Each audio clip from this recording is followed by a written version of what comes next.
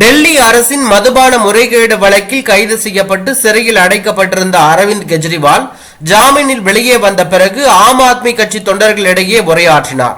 அப்போது பேசிய அவர், திருடர்களை எல்லாம் உங்கள் கட்சியில் வைத்துக் கொண்டு நீங்கள் என்னை சிறைக்கு அனுப்புகிறீர்கள். இது ஊழலுக்கு எதிரான நடவடிக்கை இல்லை. என்னை கைது செய்ததன் மூலம் யாரை வேண்டுமானாலும் எங்களால் கைது செய்ய முடியும் என்பதை காட்டவே இதை செய்கிறீர்கள்.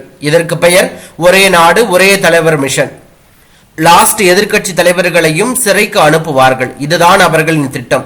ஏற்கனவே ஆம் ஆத்மி அமைச்சர்கள், மம்தா பானர்ஜியின் அமைச்சர்கள், ஜார்க்கண்ட் முதலமைச்சராக இருந்த ஹேமந்த் சோரன் ஆகியோர் சிறையில் இருக்கிறார்கள்.